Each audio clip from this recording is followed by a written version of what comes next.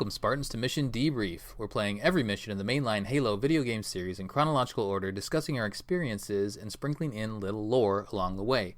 If you'd like to play along and have your thoughts read on the show, email us at podcastevolved@gmail.com or drop us a tweet at podcastevolved on Twitter. We'll be playing the Uplift Reserve mission from Halo 3 ODST on the next mission. This episode, we're debriefing the Tayari Plaza mission from Halo 3 ODST. I'm your host, Colin Perkins, alongside David Arnold. Hello, everybody. And Krysta Brown. This isn't Firefly. Last mission was, we did the opening cinematic, and Mombasa streets. So Alpha 9's plans of boarding the Prophet of Regret's ship above Earth's surface goes sideways. Oni operative Veronica Dare hijacks their mission and sets the ODST squad off course right before they're hit by a massive EMP blast that caused by Regret's in-atmosphere slip space jump. The team is scattered. 6 hours later, the rookie wakes up inside his pod, drops down to the darkened streets of New Mombasa, and sets out to track down his squad mates. After eluding a few detachments of brutes and grunts, we discovered Dare's helmet lodged in a monitor inside the second floor of a skyscraper. It might be the third floor. Anyway, current mission. So this mission, we're now slipping on the helmet of Edward Buck. Immediately after Alpha 9's crash lands into New Mombasa, we head out to locate and save our former girlfriend? The path is fraught with Covenant brutes, jackals, and grunts that are determined to kill every human they meet. With the help of a few Marines scattered throughout the city, Buck discovers Dare's empty pod, his squad mate Romeo, and a new alien within the Covenant ranks. Date of the game is October 20th, 2552 at 16:06 hours, which is immediately after drop, and that tells you that right away. That opening cutscene, they're interesting now because they have that security cam view, right, David? Yes. Yeah, it's cool. It shows you like the pods dropping and stuff like that. It's pretty cool. Do you want to take us through the opening mission or the opening cutscene? The opening cutscene of Tayari Plaza. Yeah, it shows Buck crash landing into a build. Well, they're all going to be crash landings. It's drop pods. That's what they do. They crash land. And Buck kind of like is stuck in his pod for a little bit, and he's still in contact with Veronica. He gets out of his crash pod or his drop pod, kind of tumbles picks out up of his AR, tumbles out of it, I suppose, ungraciously, and then pretty much Veronica is saying that she can't get out of her pod. The door is jammed, so Buck is essentially, okay, I'm coming to get you, and you kind of pick off straight away. It's a very different kind of feeling to the first mission because it's daytime, it's bright. If you try and use her visor, it's almost unusable. It's blinding. It's blinding, so you won't be using your visor for this mission. And you're equipped with a AR and a pistol, which is quite cool. And straight away, you have a whole bunch of a dropship comes in, a Phantom, and drops off a bunch of grunts and some brutes are waiting for you down the street. And if you sit and wait, the grunts actually come up at you. Oh, they do? So if you're... they do. They come up. They know where you are straight away. That's good. Do we want to touch on Dare and Buck's relationship at all here? Do you guys think? I mean, it's like... We should mention... Well, it's super obvious by like the way they talk to each other. They had a relationship. It's detailed in the New Blood book.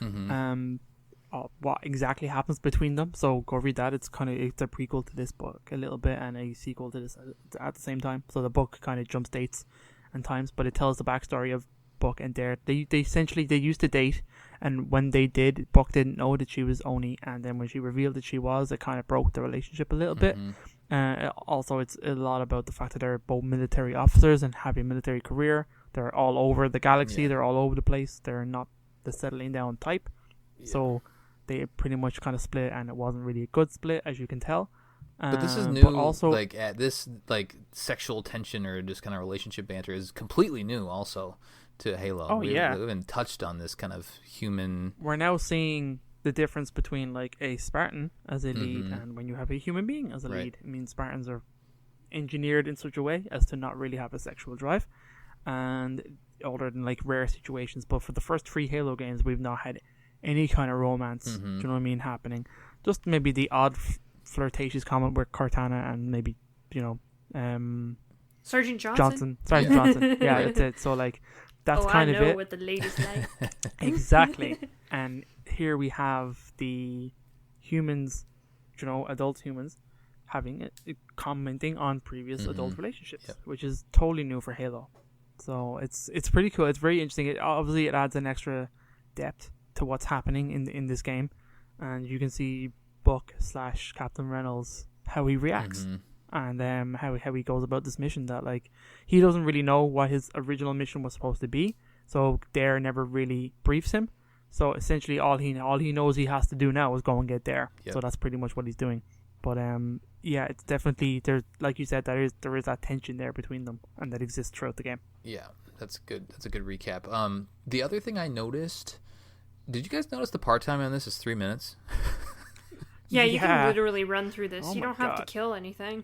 That's all you must do in this game is run. Yeah. It's got to be set on easy to get that part-time, because that's crazy. Yeah, that's hard to do. But you can just cruise through this mission if you want to. But yeah, thanks for the setup there so now daytime, we're starting to, it's just back to the good old Halo for me, right? I mean, obviously you're ODST, so you're a little bit different, but the weapons feel good here. That's where I kind of started to notice in the opening mission. It's like, okay, this is still foreign to me. I can pick up other weapons, but it didn't feel like my like a classic Halo game, like this mission starts you off as killing grunts, killing brutes, chucking grenades. It's daytime. All that plays into it. So yeah, this mission feels good, and it's not too difficult. As you progress, you do kind of reach a couple different bottlenecks where it ramps up the difficulty. Again, I'm playing on heroic this time, so it's a little bit harder than what I'm used to. Nothing's insurmountable in heroic, but it just does feel like it is definitely more of a challenge here. So David, are you using UNSC weapons pretty much the entire time, as much as possible? And this one I actually found a good spread, because there's a lot of weapons I forgot about. Like, you can get the Mauler in this game, which is a new weapon to this game. I think. I'm not sure if it was in Halo 3. It's in Halo 3. Kind of mixed up here. It was in Halo 3. Okay, it's essentially a brute shotgun / handgun. So that's kind of it is in Halo 3, because you can dual wield it.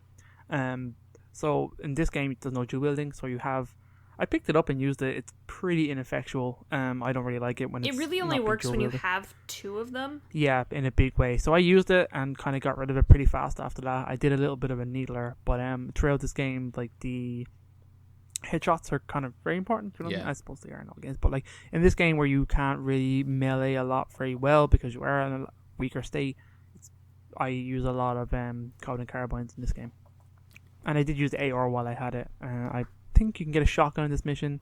There's the 1 or 2 turrets that you can use. I love breaking off turrets. I always do it. So that's a big part of my gameplay. Could we break off turrets in Halo 2? I'm forgetting. Yes. Okay.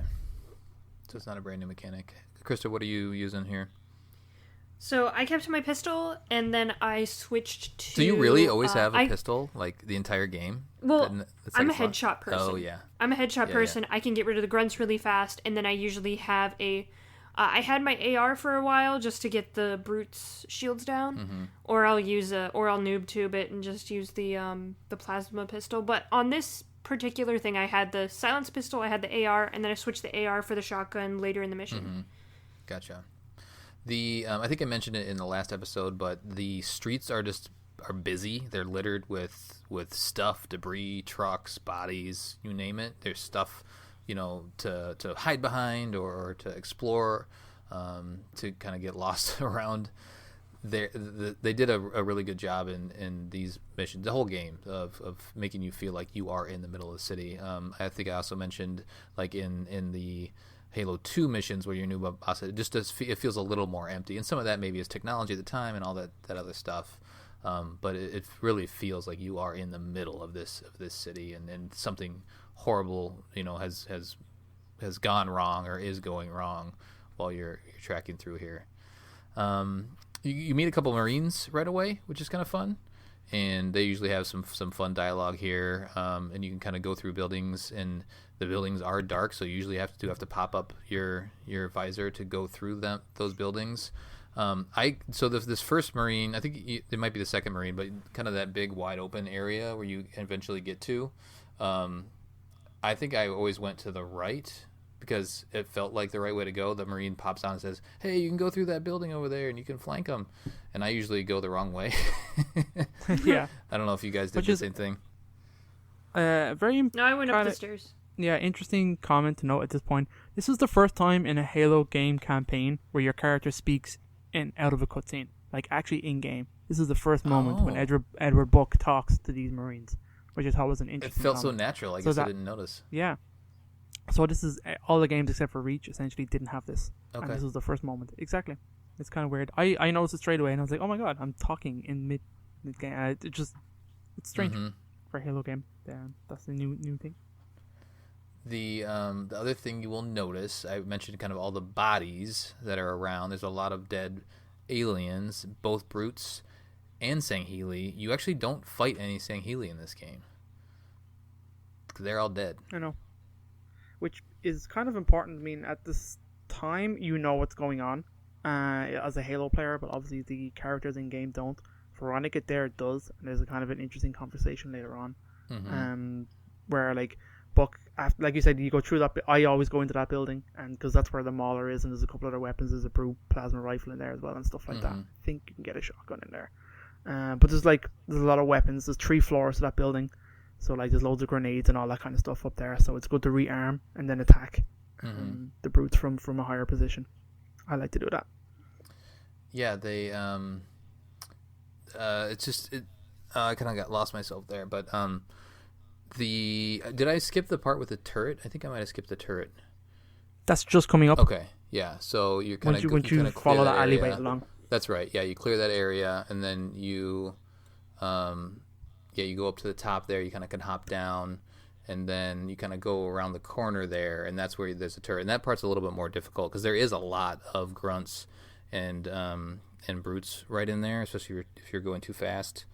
You can kind of get taken out pretty early. And that's where it is fun to kind of yank that turret off and start hauling that bad boy around. Where else now? Now we go up this hill. Okay, then we go up this hill, and that's where we see all the dead elites, right? Yeah, yes, that's it, and that's where they're trying to. Makes a comment on it. So just what's with all these dead elites? Right. The interesting thing though is that we've talked about the schism in Halo 2, and that schism doesn't happen until weeks later, and truth isn't. Yeah, nearby. I didn't realize that until I was actually researching this. That how those dates line up. That this is 2 weeks before the schism. And it is all the brutes come in out to Earth and they kill all the elites. But that was as part of Truth's plan. Part of Truth's plan, right? Exactly. So yeah. But it's a lot earlier. But there are two. I mean, there's no way that either sets of Sangheili would know it because they're so far away, right? Yeah, that's true. Yeah. So Truth had, and that might be outlined in some media where Truth does give them the go ahead, I guess, for the brutes to just kill all the Sangheili. But it's interesting to note that hey, we're not. Where are those warts? There's no warts here. They're all dead. So now this area is where you kind of continue to go down, and that's where there's that tower. What are those towers called? I always forget what they're called. The stationary turret, the grav towers. Is that what it's called? Grav tower. I think kind of, yeah. Mm-hmm. So you kind of work your way through to that. There's like a door, and then right in front of it is a ton of grunts and jackal. There's a lot. There's a whole lot there. Is. You got some shield and sniper jackals, and as well as carbine jackals. Mm-hmm. Yeah, it's it's not terribly difficult, especially if you take your time. But it's just it's a fun area, just a little shooting practice. I'm sure for Krysta, she probably headshots a lot at this spot. Yep. Yeah, I always go up in the tower and either lob grenades or just headshot a bunch of people. Mm-hmm. Yeah, so we're clearing this area out. Then we're opening this door right behind there.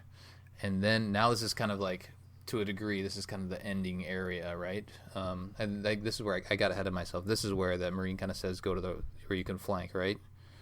But you can actually go off to the left. It wants you to go off to the left, and then... No, as soon as you meet the Marine, he tells you can go to the left into the building. Yeah. That's like immediately. Yeah. You're way past that point. You're now at the door where all the jackals are, and you're about to open this door into another area. This is the area with all the snipers, though, the jackal snipers here. Yes. Yeah. Okay. Yeah, I forgot if there was a Marine there or not, but must not be. Also, something I noticed in this previous area is if you look around, there's like little like glowy things that are coming down from the sky. Oh yeah, excellent And point. if you look up, the sky is like really weird. It's probably just excess radiation from the slip space jump, but it looks crazy. It's really cool. Well, Krysta Brown, and thank you mentioned that. So the first piece of trivia I have is that throughout the entire level, the sky is filled with blue fog and ionized particles, which is residue from the solemn penances in atmosphere slip space jump. So yeah, you kind of see the after effects of just because slip space jumps produce about it. Isn't it close to the amount of radiation that's put off like during a nuclear bomb? Even more than that. I would say yes, but I can't remember. It's something comparable to that. Just the amount of radiation that is spewed into the atmosphere when the ship. I mean, if it was equal to a nuclear bomb, then we wouldn't be here. So I wouldn't. Well, I mean, there was a huge explosion. Yeah, there definitely was. But I think it's a different kind of radiation. Sure. I don't think it's the same kind of radiation that gives off from a nuclear bomb. Sugar-free radiation. Yeah, something like that. I mean, we're also talking about radiation that we don't actually have any access to at this point in our technology, but it is a bunch of radiation. Always look up in video games. People put stuff up high and in the sky in video games all the time. Always look up when you get a chance. So if you have never noticed it, look up. It looks super trippy and weird. It's like you're on a different planet. So it's pretty crazy. Yeah, just more Skybot goodness we've talked about in the past from Bungie. They do a great job. Just atmosphere in general. Before we go a little further, just talking about Marines, the Marines have good dialogue. At one point, when I did get a Marine to join up with me for a little bit, I think there was 2 Marines that joined me. One of them had ended up dying, and the other one, like right when he walked past his body, he said, "I'll see you later, buddy." That's amazing. I would have been your daddy on, but I haven't gotten anything super crazy. The grunts are talking a lot, but nothing from the Marines so far. Yep. All right. So now we're kind of in this big open area with all the Jackal snipers.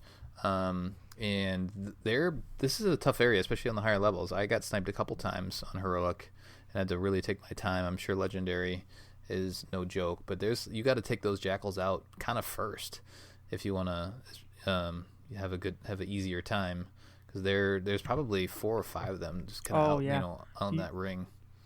I remember you're 100% right. You meet a Marine that's pinned down, and there's a couple of Marines down on the street, and she tells you to go through the building and flank them. You're right. That does happen. Yeah, I just I got mixed up and got ahead of myself earlier, but that's the point where I usually go right instead of going left, and it's the building is right next to her.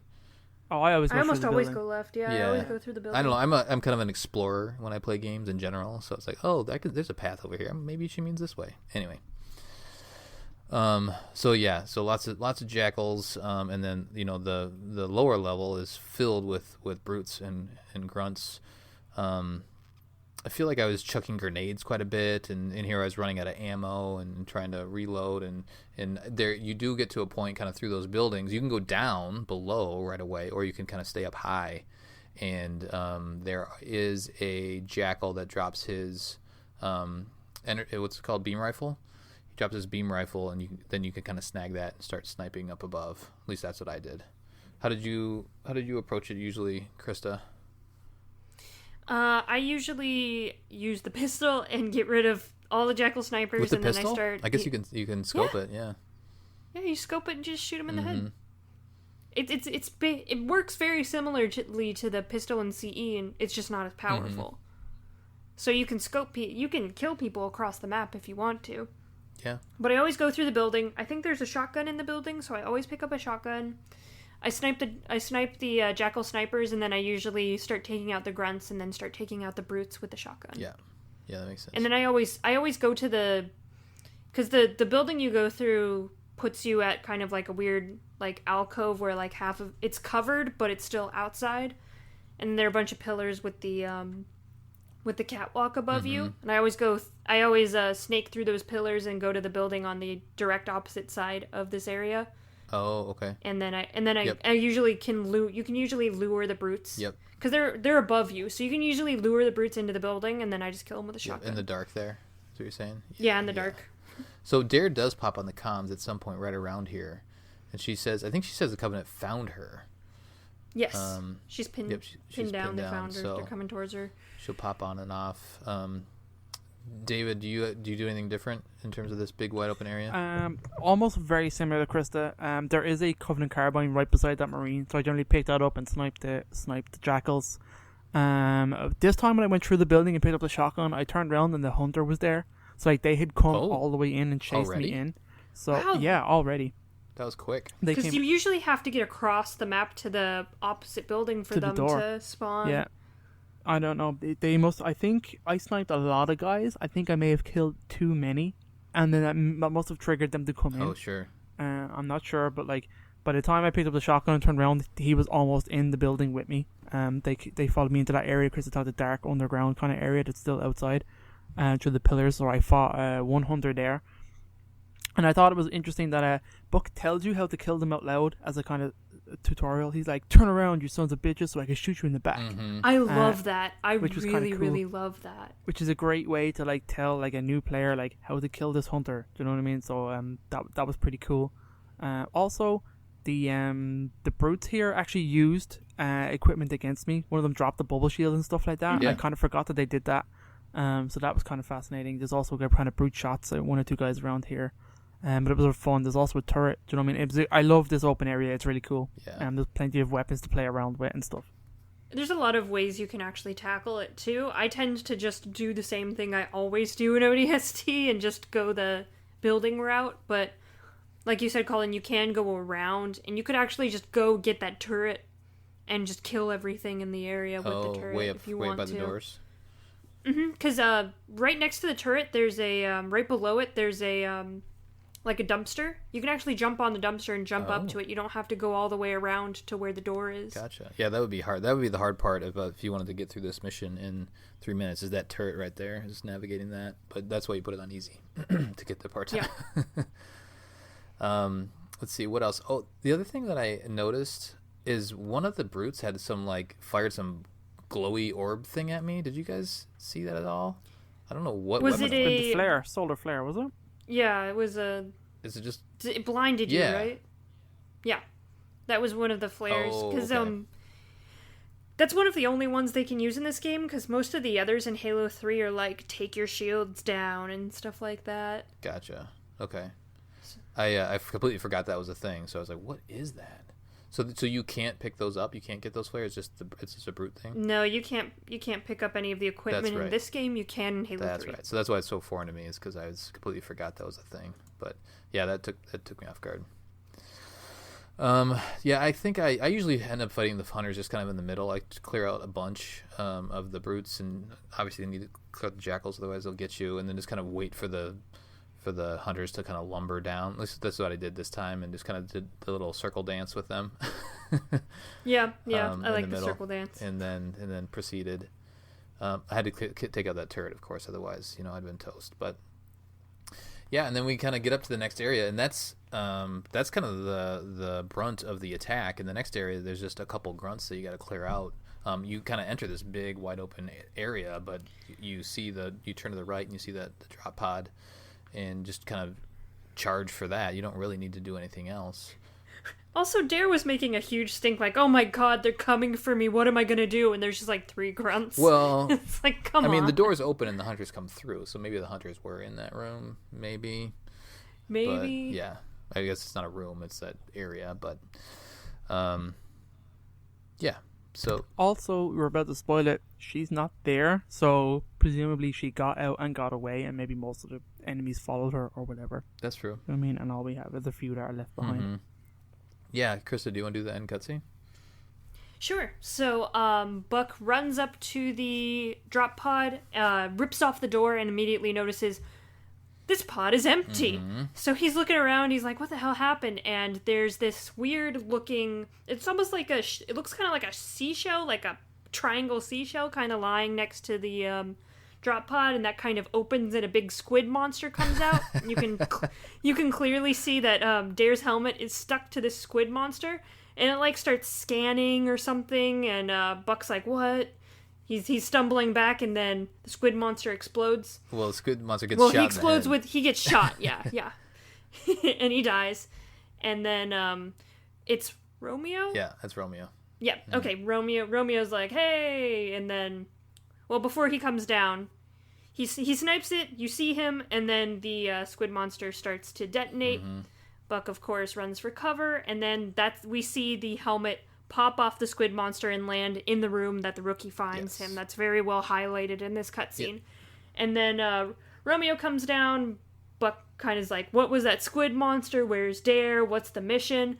And Romeo's like, I don't know. And then they're like, okay, I guess we have to find our other ODSTs. Yep. And then they kind of walk off into the sunset, holding hands. Skipping. Skipping, yeah. Let's talk about the squid monster. What is this thing? So we actually we've seen them in Halo Reach. A little bit in Reach. Yep. Yeah, we fought against them in Halo Reach. Okay. So these are called engineers. They are pretty much what their namesake is. Their actual alien name is Huragok. They are basically enslaved by the Covenant to fix things and to maintain things and create new technology for them. They're manufactured species, right? By the Forerunners? Yes. So the Forerunners created this species as kind of like these supercomputer alien hybrids. They are kind of, they're not fully computer, but they're not fully, they're not fully like aliens as well. And do they live organic, that long? Because the Forerunners are a long time ago. Like, did these guys live that long? But they make new ones. The Huragok can make new ones, and I don't think there's an instance of a Huragok dying of natural causes. So these potentially could be from a long time ago. Yeah, it's crazy. So these could be Huragok that were just made. These are probably not original Huragok. They were probably made closer to the Covenant era. But there are ancient Huragok that actually come from the Forerunner era in some of the novels and stuff like that. But, so this species has persisted for a very, very long time. They are extremely valuable just because their only goal in life and their only really motivation is to just make things and fix things. They are fascinated with technology. They're fascinated with new technology. They're fascinated with creating new technology. They're fascinated with old technology. They're fascinated with, upgrading current technology. Yep. So there are these crazy good assets, and the Covenant basically use them as slaves. They, of course, the Huragok don't like being treated badly. The Covenant kind of treat them pretty badly, especially the brutes. They, which is one of the reasons why the Huragok exploded, because the Covenant have these fail-safes on the Huragok because they are such precious cargo that if they are killed or captured, they can be remotely detonated. Yeah, that's messed up. So.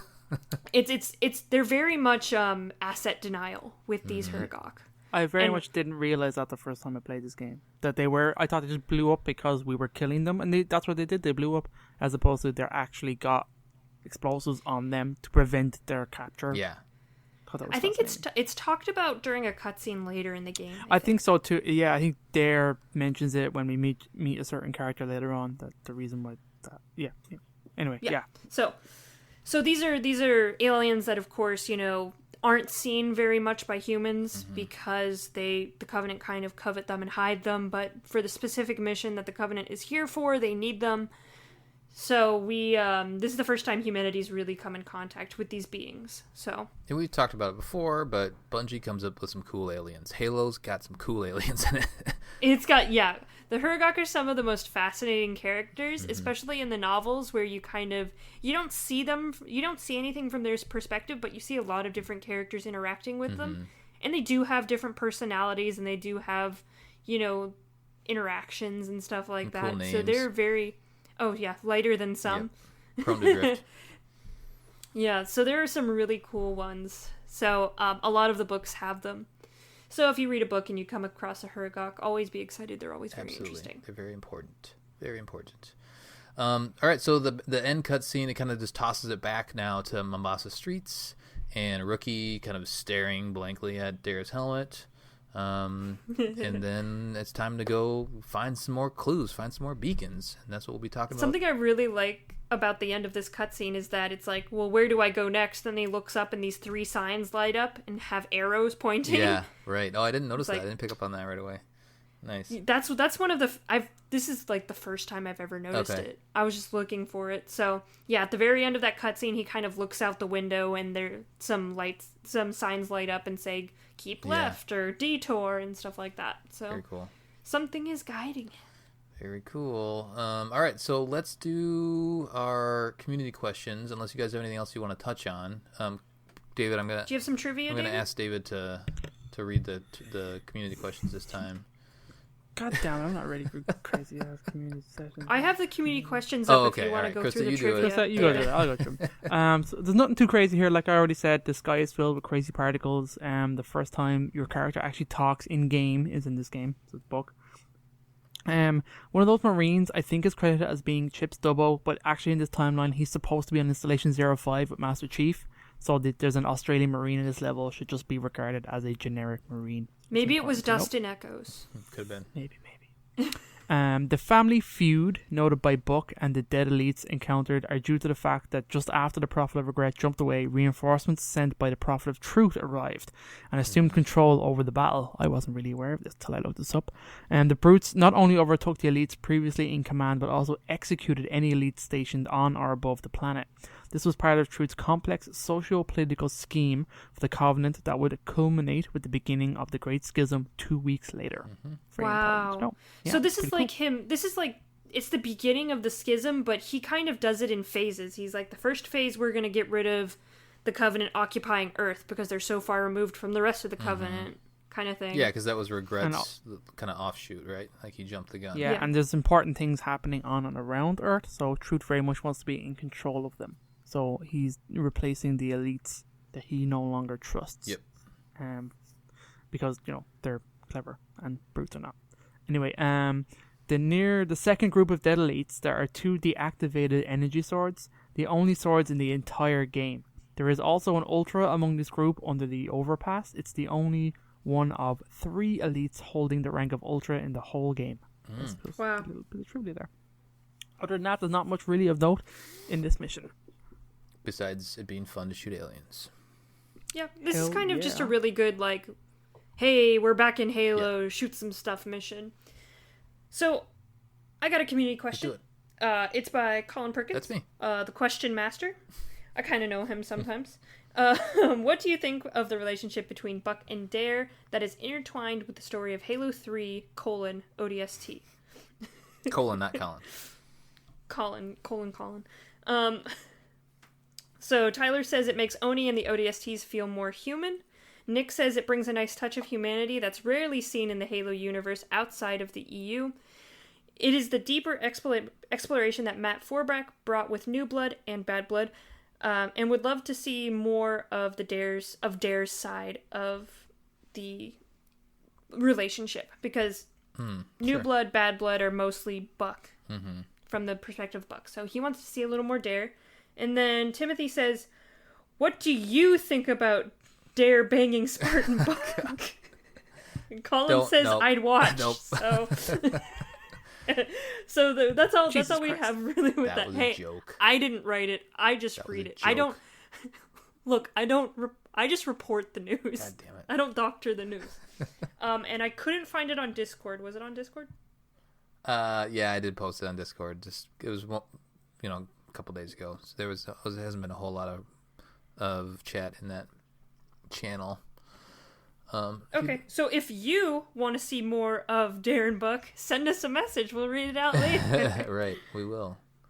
Cool. Well, it feels good to be back in daytime. I'm feeling good about this. I'm feeling good about all these weapons. Yeah, let's go find our next beacon. Let's do it. Bacon. Bacon. The delicious bacon. Bacon. Bacon. All right. Look, the rookie's hungry. He's been asleep for 6 hours. That's right. Tummy is grumbling. All right, that'll do it for our debriefing of Tayari Plaza from Halo 3 ODST. On the next episode, we'll be covering Uplift Reserve. Send us your thoughts at podcastevolved@gmail.com or drop us a tweet at podcastevolved on Twitter. Until next time, evolved. Evolved.